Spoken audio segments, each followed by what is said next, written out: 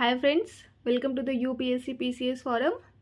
आज हम distribution of temperature को देखेंगे और इसको स्टार्ट करने से पहले मैं आपको बोलूँगी कि प्लीज़ फ्रेंड्स चैनल को सब्सक्राइब और शेयर करें, इससे हमें भी मोटिवेशन मिलेगा। ठीक है, इसके पहले हमने स्टार्ट किया था हीट बजट को। हमने देखा था कि हीट बजट जो होती है वो क्या होती है, बैलेंस होती है इनकमिंग और आउटगोइंग रेडिएशन के बीच में। ठीक है, ये बहुत बड़ा जो हीट बजट का जो रोल था हमने देखा था कि बहुत हेल्पफुल होता है किसमें, मेंटेनेंस ऑफ लाइफ के लिए। ठीक है, और इसमें हमने देखा था कि जो 4 एलिमेंट्स होते हैं वो हीट बजट के क्या क्या होते हैं, जैसे कि insolation, albedo, residence time of energy and terrestrial radiation के बारे में। फिर हमने देखा था कि एनर्जी ट्रांसफर कैसे कैसे होता है, रेडिएशन के through, conduction, convection and evaporation के थ्रू। रेडिएशन का देखा था कि जो अर्थ सन से जो ये रेज आती है अर्थ के ऊपर, तो वो रेडिएशन के थ्रू होती है। ओके, चलिए हम आगे स्टार्ट करते हैं। फिर हमने देखा था कि कैसे बैलेंस ऑफ हीट होता है कि कुछ जो हीट्स होती हैं वो स्किप कर जाती हैं, कुछ टेरेस्ट्रियल रेडिएशन कुछ क्लाउड्स के द्वारा एब्जॉर्ब कर ली जाती हैं। ओके, चलिए आज हम स्टार्ट करते हैं वर्टिकल डिस्ट्रीब्यूशन ऑफ टेम्परेचर पहले। ओके, हमने देखा था जब हम अर्थ के एटमॉस्फेयर के बारे में देख रहे थे, उसके लेयर्स के बारे में देख रहे थे, तो हमने देखा था कि जो हमारा जो अर्थ का जो एटमॉस्फेरिक सिस्टम है उसका जो लेयर है वो बटा हुआ है, और जो सबसे नीचे लोअर लेयर था उसको हम ट्रोपोस्फेयर कहते हैं। ट्रोपोस्फेयर में क्या होती है ना कि टेम्परेचर डिक्रीज करती है एज पर अल्टीट्यूड। अल्टीट्यूड बढ़ने से टेम्परेचर डिक्रीज करती है, और जिस रेट से टेम्परेचर डिक्रीज करती है ना उसको इन्वायरमेंटल लैप्स रेट कहते हैं, और ये अबाउट 6.5 डिग्री सेल्सियस पर किलोमीटर होता है।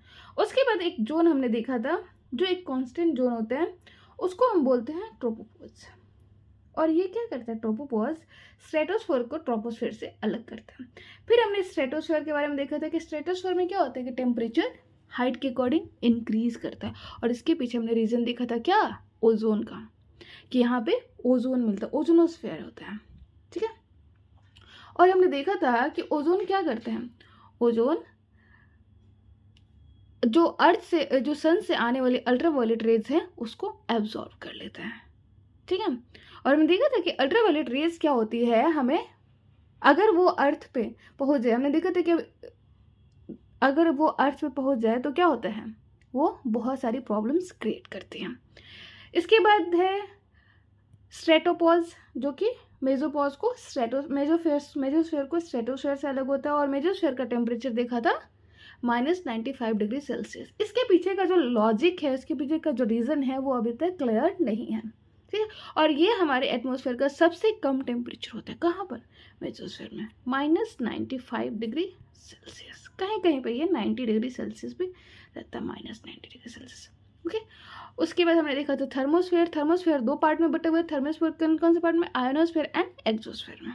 ठीक, और आयोनोस्फेयर ऐसा लेयर था जहाँ से हमारी जो रेडियो ट्रांसमिशन होती है वो रिफ्लेक्टेड बैक होती है, और इस वजह से हमारे यहाँ कम्युनिकेशन पॉसिबल हो पाता है। ओके, तो यहाँ तक हम पहले ही देख लिए थे, और यहाँ पे वर्टिकल डिस्ट्रीब्यूशन ऑफ टेम्परेचर में हमें इसको डिटेल से पढ़ना है। तो इंसोलेशन मैंने बताया था कि इंसोलेशन क्या होता है, amount of sunlight received on earth, और टेम्परेचर क्या होता है, डिग्री ऑफ हॉटनेस, कोई चीज़ कितना गर्म है, उसका इम्पैक्ट कितना है, इसके बारे में क्या बताती है, टेम्परेचर। तो टेम्परेचर जो हमारे एटमॉस्फेयर का होता है वो कैसे डिसाइड होता है, उसके पीछे क्या फैक्टर होता है। तो प्राइमरी फैक्टर में हम देखते हैं कि lapse rate. Lapse rate is the primary factor which in turn is affected by various factor like heating bye earth, surface density of atmosphere. जो हमारे एटमॉस्फेयर का जो टेम्परेचर होता है, जो लेयर्स में बटा हुआ है, उसके पीछे बहुत सारे फैक्टर्स काम करते हैं, और उसमें एक सबसे बड़ा फैक्टर है क्या, एनवायरमेंटल लैप्स रेट। ठीक है, और एनवायरमेंटल लैप्स रेट जो होता है वो बहुत सारी चीज़ों पर डिपेंड करता है। जो अर्थ से जाने वाली, जो अर्थ से बैक होने वाली रेडिएशन है, जिसको हम टेरेस्ट्रियल रेडिएशन भी कहते हैं, जो कि लॉन्ग वेव रेडिएशन होती है। ठीक है, और डेंसिटी ऑफ एटमॉस्फेयर, हमने देखा था कि जो ट्रोपोस्फेयर है उसकी डेंसिटी सबसे ज़्यादा होती है। ठीक है, और यहीं पर सबसे ज़्यादा वेदर फिनोमिना अकर होता है। ओके, तो हम कुछ मॉडिफाइंग फैक्टर को भी देख लेते हैं कि और कौन से मॉडिफाइंग फैक्टर होते हैं जो अर्थ के एटमॉस्फेयर के टेम्परेचर को चेंज करने में हेल्प करते हैं। वेरिंग, जो अर्थ के टेम्परेचर में वेरिएशन होता है अर्थ के एटमॉस्फेयर का, उसमें मॉडिफाइंग रोल कैसे प्ले करता है। Selective absorption at various altitude, हमने देखा था कि मेजोस्फीयर के जो बियॉन्ड होता है वहाँ पे सिलेक्टिव अब्जॉर्प्शन होता है, ठीक है। अल्ट्रावायलेट और ओजोन की तरह भी हमने देखा था कि सिलेक्टिव अब्जॉर्प्शन होता है, ठीक है, जो यूवी रेज को एब्जॉर्ब करते हैं। तो वर्टिकल डिस्ट्रीब्यूशन ऑफ टेम्परेचर में हमने देखा कि कैसे कैसे रोल, जिसमें इन्वायरमेंटल लैब्स रेट का बहुत बड़ा रोल होता है। सेकेंड जो होता है वो डेंसिटी ऑफ द एटमॉस्फेयर का रोल होता है कि डेंसिटी ऑफ द एटमॉस्फेयर क्या है, ठीक है। डेंसिटी ज़्यादा होगी तो टेम्परेचर ज़्यादा होगा। इस वजह से क्या होता है कि जैसे जैसे ट्रोपोस्फेयर से हम ऊपर अल्टीट्यूड बढ़ती है तो टेम्परेचर घटने लगता है। और ये डेंसिटी का जो फीचर है वो तो स्ट्रेटोस्फीयर में खत्म हो जाता है, क्योंकि स्ट्रेटोस्फीयर में तो टेम्परेचर इंक्रीज होने लगते हैं, वहाँ पे टेम्परेचर इंक्रीज होने का वजह हमने देखा था ओजोन है, ठीक है। और उसके बाद फिर टेम्परेचर डिक्रीज होती है कहाँ पर, मेसोस्फीयर में। उसके बाद थर्मोस्फीयर में सिलेक्टिव अब्जॉर्प्शन ज़्यादा होने लगता है, ओके। तो हमने यहाँ तक देख लिया। अब हम देखते हैं हॉरिजॉन्टल डिस्ट्रीब्यूशन ऑफ टेम्परेचर कैसे होता है। ये हॉरिजॉन्टल डिस्ट्रीब्यूशन भी ना यूनिफॉर्म नहीं होता है, ये भी बहुत सारे फैक्टर्स पे डिपेंड करता है। इसके भी कौन कौन से फैक्टर्स होते हैं, जैसे कि प्राइमरी फैक्टर में हम देखते हैं डिस्ट्रीब्यूशन विच अफेक्ट द, जैसे कि ड्यूरेशन ऑफ द डे। हम पहले भी इस चीज़ को देख चुके हैं कि हमारे जो अर्थ का जो डे होता है, डे लाइट, वो कितना एक्सपोजर होता है सन का, सनलाइट का, तो ये अफेक्ट करता है वहाँ की टेम्परेचर को। हमने देखा था कि जो समर सॉल्स्टिस में जो समर सीजन होता है वो क्या होता है, वो एक्सपोज ज़्यादा होता है सनलाइट का, तो इसलिए वो ज़्यादा वहाँ पे एक्सपोजर होता है सन का, तो वो हॉट होता है, हॉटनेस वहाँ की ज़्यादा होती है। Angle of incidence, angle of incidence का भी हमने देखा था कि एंगल ऑफ इंसिडेंस क्या मेनली डिसाइड करता है, इंटेंसिटी। और हमने देखा था कि जो अर्थ हमारी स्फेरिकल है, और स्फेरिकल होने की वजह से क्या है कि जो इक्वेटर वाला रीजन होता है वो एंगल ऑफ यहाँ के 90 डिग्री होते हैं, और इस वजह से यहाँ पे जो इंटेंसिटी होती है सन की वो ज़्यादा होती है और धीरे धीरे वो डिक्रीज करती है, ठीक है। Tilt of the earth rotational axis, tilt का भी अर्थ के टेम्परेचर का डिसाइड होता है। जैसे कि हमने देखा था कि अगर ये हमारी अर्थ है, ठीक है, और ये सन है, तो क्या होता है कि ऐसे हम देखते हैं इसको, सॉरी, जैसे कि ये इलिप्टिकल पाथ में जो सन मूव चारों तरफ जो मूव करती है, सन है या अर्थ है, तो ये ऐसे झुका हुआ रहता है, और ये 23.5 डिग्री पे क्या होता है, टिल्टेड होता है सन की तरफ। तो जिसकी वजह से क्या होता है ना कि समर सॉल्स्टिस के टाइम पे क्या होता है, नॉर्थ पोल जो होता है वो एक्सपोजर होता है हीट का, सन से आने वाली हीट का एक्सपोजर होता है, और साउथ पोल नहीं होता है, ठीक है। और विंटर सॉल्स्टिस में क्या होता है, विंटर सॉल्स्टिस में फिर जो साउथ पोल है उसका एक्सपोजर होता है सन से आने वाली हीट का, और नॉर्थ का नहीं होता है। आई होप आप लोगों को ध्यान रिकॉल कर पा रहे होंगे जो मैंने प्रीवियस लेक्चर्स में पढ़ाया था, ठीक है। और कुछ सेकेंडरी फैक्टर्स भी होते हैं जो अर्थ के हॉरिजॉन्टल टेम्परेचर को डिसाइड करते हैं। तो हम ये प्राइमरी जो रीज़न है, प्राइमरी कॉज है, इसके बारे में तो हम पहले भी देख चुके हैं और अभी भी मैंने आपको बताया था। अब हम कुछ सेकेंडरी फैक्टर्स को देखते हैं कि उसका कैसे रोल होता है। सेकेंडरी फैक्टर्स में आते हैं distribution of land and sea, ocean currents, altitude, other factors and seasonal change. Distribution of insolation and distribution of land sea, तो ये कैसे रोल प्ले करता है देखते हैं। जैसे ये हमारे अर्थ का ये, ठीक है, और ये नॉर्दर्न हेमिस्फीयर है, तो नॉर्दर्न हेमिस्फीयर में हमें पता है कि वहाँ पे कॉन्टिनेंट्स ज़्यादा हैं, ठीक है, बियॉन्ड 60 डिग्री कॉन्टिनेंट्स है, जबकि सदर्न हेमिस्फीयर में बियॉन्ड 60 डिग्री कॉन्टिनेंट्स नहीं है, जिसकी वजह से क्या होता है कि यहाँ पे अंटार्कटिका रोल प्ले करता है, ठीक है। अंटार्कटिका की सेंट्रलिटी, जो आइस की जो सेंट्रलिटी होती है ये यहाँ तक होती है, ठीक है। तो यहाँ पर क्या होता है कि नॉर्दर्न हेमिस्फीयर की जो टेम्परेचर होती है, वार्मनेस होती है, वो कहाँ तक अफेक्ट करती है, 90 डिग्री पे, जबकि सदर्न हेमिस्फीयर पे वो 60 डिग्री लैटिट्यूड पे है, ठीक है, क्योंकि यहाँ पे कॉन्टिनेंटल ज़्यादा है। और हम देख रहे हैं कि टेम्परेचर जो है वो क्या है, इक्वेटर पे कम है। इक्वेटर पे कम होने का वजह क्या है, टेम्परेचर इक्वेटर पे कम क्यों है जबकि लैटिट्यूड पे 30 डिग्री लैटिट्यूड पे वो ज़्यादा है। इसके पीछे क्या वजह है, इसके पीछे हमने देखा था कि जो इक्वेटर पे क्लाउड्स होते हैं, और क्लाउड्स क्या होती है ना कि वो सन्स को, इंसोलेशन को अफेक्ट करती है, ठीक है, वो रिफ्लेक्ट बैक करती है, जिससे जो जो इंसोलेशन है वो अर्थ पे रिच नहीं कर पाता है। ओके, और 30 डिग्री लैटिट्यूड पे क्या होता है, 30 डिग्री लैटिट्यूड पे क्लाउडलेस स्काई होते हैं, जिससे टेम्परेचर आसानी से आता है, ठीक है। तो इंसोलेशन क्या होता है, अमाउंट ऑफ सनलाइट होता है, और इंसोलेशन मेनली डिसाइड करता है किसको, टेम्परेचर को, पर इंसोलेशन अफेक्ट करता है। हम तो यहाँ देख रहे हैं कि इंसोलेशन डायरेक्टली प्रोपोर्शनल है इन दोनों में, टेम्परेचर और इंसोलेशन में हम डायरेक्ट रिलेशन देख पा रहे हैं, क्योंकि अगर इंसोलेशन इक्वेटर पे कम होता है तो वहाँ के टेम्परेचर भी कम है, ठीक है। नेक्स्ट देखते हैं land sea distribution. Land difference in properties of land, water specific heat capacity is almost 5 to 6 times greater than land. और हमने बताया था कि जो स्पेसिफिक होती है, time required to heat the 1 gram of water. तो वाटर ना बहुत धीरे धीरे गर्म होता है और धीरे धीरे ठंडा होता है, जबकि जो लैंड होती है ना वो जल्दी वार्म हो जाती है और जल्दी ठंड हो जाती है। इसके पीछे क्या होता है कि वाटर जो होता है ना वो ट्रांसपेरेंट होता है। ट्रांसपेरेंट होने की वजह से क्या होता है कि due to which sun is able to penetrate at greater depth. Water को सन जो ना पेनिट्रेट कर लेता है ग्रेटर डेप्थ, और वहां पर मिक्सिंग स्टार्ट होता है। वाटर लिक्विड होता है तो मिक्सिंग स्टार्ट हो जाता है, जिससे जो हीट होता है ना वो डिस्ट्रीब्यूट हो जाता है। इसलिए क्या होता है ना कि जो वाटर होती है उसकी स्पेसिफिक हीट कैपेसिटी क्या होती है, ज़्यादा होती है, मतलब वो धीरे धीरे गर्म होता है। और धीरे धीरे गर्म होने की वजह क्या होती है, क्योंकि वो लिक्विड है तो वहाँ पे डिस्ट्रीब्यूशन हो जाता है, ठीक है। हम इस पिक्चर में देख रहे हैं इसको कि मान लीजिए ये लैंड है ये लैंड है और ये हमारा वाटर है। तो वो जो लैंड पे जो हीट है वो बहुत कम लेयर तक पेनिट्रेट कर पाता है, ये सैलो लेयर होता है, ठीक है, सैलो लेयर हीटेड होता है। और लैंड की जो स्पेसिफिक हीट कैपेसिटी होती है वो भी बहुत कम होती है, जबकि जब सनलाइट सी पे पड़ता है तो sun is able to penetrate up to 200 metre, और जहाँ तक ये पेनिट्रेट करता है उसको हम फोटिक जोन कहते हैं। जहाँ तक सनलाइट पहुँच पाती है उसको हम फोटिक जोन कहते हैं। ये हमने कहाँ देखा था, हमने देखा था ओशनोग्राफी जब हम पढ़ रहे थे, तो हमने देखा था कि 200 मीटर तक जो सनलाइट है वो वाटर को पेनिट्रेट कर पाती है, ठीक है।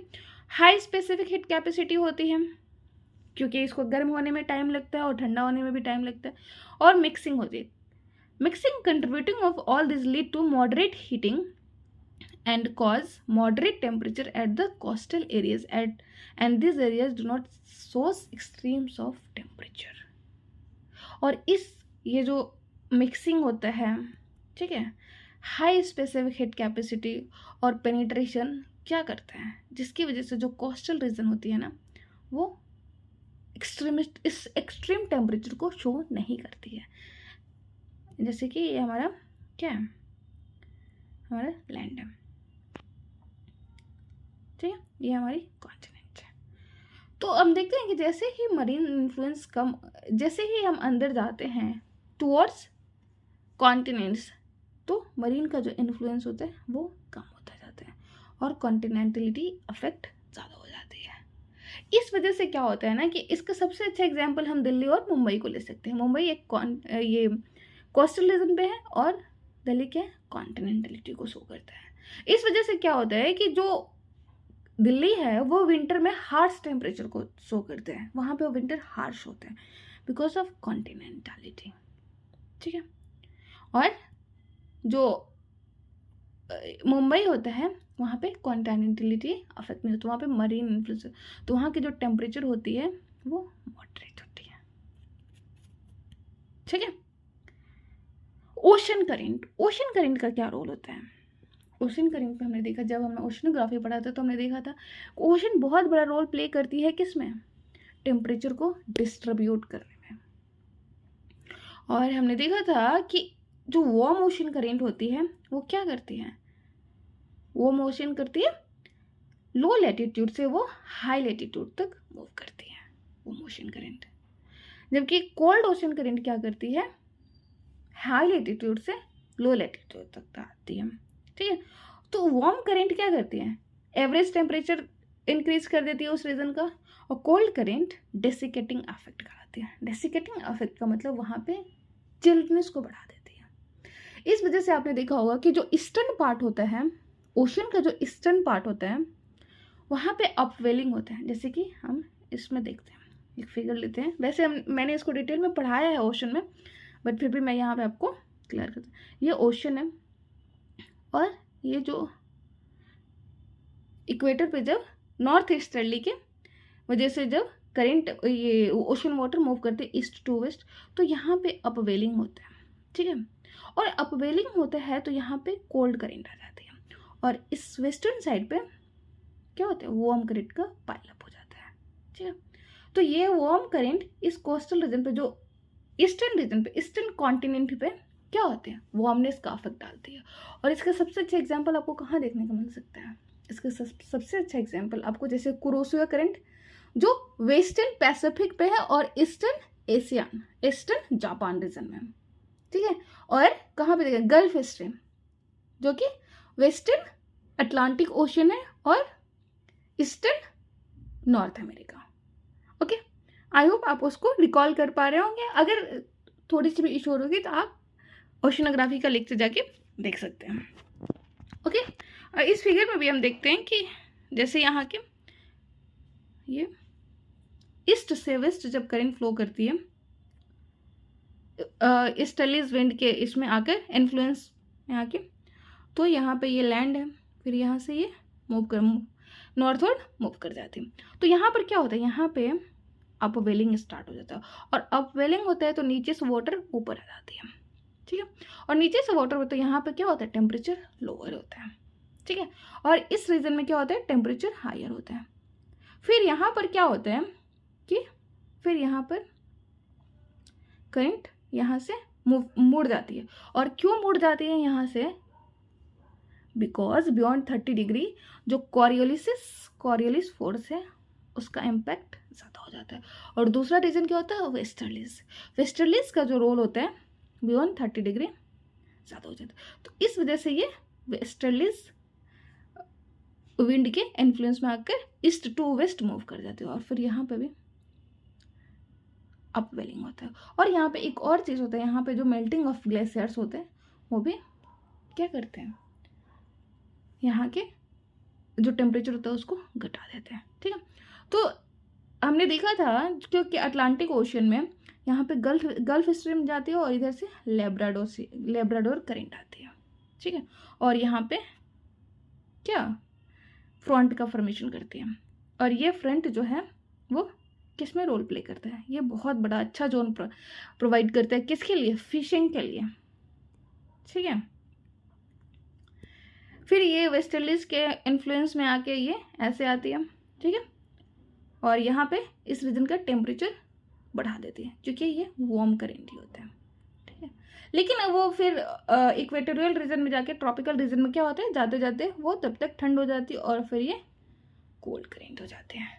तो यहाँ पे आपने देखा होगा कैनरीज करंट के बारे में। ठीक है, आई होप आप लोगों को ये क्लियर समझ आ रहा होगा। Altitude, with rise of altitude the density of atmosphere decline, then decline of temperature। क्योंकि जो डेंसिटी होती है वो क्या करती है, वो एब्जॉर्ब करती है, जो सन से आने वाली जो लाइट्स है, जो टेरेस्ट्रियल रेडिएशन है उसको एब्जॉर्ब करती है। मैं देखा था इसको। Other factors, surface and land cover. Land cover कैसे, जैसे कि अगर ये स्नो है तो वहाँ पे एल्बिडो क्या होगा, हाई एल्बिडो होगा। हाई एल्बिडो होगा तो वहाँ पे टेम्परेचर क्या होगा, लो टेम्परेचर होगा। ठीक है, और एल्बिडो हमने क्या देखा था, reflect back most of the radiation, मतलब जो किसी जैसे क्लाउड से जो रिफ्लेक्ट जो भी हीट, जो सन से आने वाली जो हीट है वो अगर रिफ्लेक्ट बैक हो जाती है तो उसको हम एल्बिडो कहते हैं। वेजिटेशन और फॉरेस्ट का भी बहुत बड़ा रोल होता है टेम्परेचर को डिस्ट्रीब्यूट करने में। इनका एक ओन मैकेनिज्म होता है फॉरेस्ट का, और आप लोग सब ने एक्सपीरियंस किया होगा, ये ट्रांसपिरेशन करते हैं जो टेम्परेचर को लोअर कर देते हैं। Okay, sand very quickly, sand heated and very quickly cools down. ठीक है, हम सबको पता है कि जो डेजर्ट रीजन होता है वहाँ पे जो सैंड होती है वहाँ पे दिन का टाइम बहुत हॉट होता है और रात का टाइम कूल होता है, क्योंकि जो सैंड होती है वो बहुत जल्दी गर्म हो जाती है और बहुत जल्दी ठंडा। रेंज ऑफ टेम्परेचर, और यहाँ पर क्या होता है, रेंज ऑफ टेम्परेचर जो होता है हाई होता है। क्यों? क्योंकि हॉटनेस और कोल्डनेस के बीच में गैप होता है। Anthropogenic factor, temporary global warming is human induced. Anthropogenic factor मतलब जो ह्यूमन इंड्यूस्ड किया हुआ रीजन है, जैसे कि ह्यूमन डायरेक्टली और indirectly causes global warming such as emission from vehicles, industry, etc. leads to addition of greenhouse gases in the atmosphere। और heat island इसका सबसे अच्छा एग्जाम्पल, आज कल हम मेनली जो समर सीजन में हमें इस चीज़ को फेस करना, मेनली अर्बन एरियाज जो होते हैं वो हीट आइलैंड बन जाते हैं। ठीक है, किसकी वजह से? हाई कंक्रीटाइजेशन और व्हीकुलर पोल्यूशन, कंस्ट्रक्शन एक्टिविटीज़, ये क्या करते हैं, ये एब्जॉर्ब करते हैं जो टेरेस्ट्रियल रेडिएशन है, जो लॉन्ग वेव रेडिएशन होती है। ठीक है, आइसोथर्म्स, आइसोथर्म्स क्या होते हैं? इमेजिनरी लाइंस होती है जो ज्वाइन करती है सेम प्लेसेस को, उनके टेम्परेचर को, उनका टेम्परेचर ऐसे अगर क्या होते हैं ना, क्या आइसोथर्म, जैसे यहाँ का टेम्परेचर 10 डिग्री सेल्सियस है, यहाँ का टेम्परेचर 10 डिग्री, और इस रीजन का टेम्परेचर 10 डिग्री सेल्सियस है, और यहाँ के जो टेम्परेचर है वो 15 डिग्री सेल्सियस है। तो आइसोथर्म्स ना ऐसे होगा कि इस सब रीजन का क्या होगा, टेम्परेचर सेम होगा। ठीक है, इसके कंसेप्ट में हम आगे देखेंगे, इसको हम आगे डिटेल से पढ़ेंगे कि आइसोथर्म्स कैसे कैसे अफेक्ट होता है, उस पर टेम्परेचर का क्या रोल होता है। ओके, आई होप फ्रेंड आप लोगों को ये लेक्चर अच्छा लगा होगा। प्लीज़ शेयर एंड सब्सक्राइब जरूर करें। Thank you so much, bye, good night.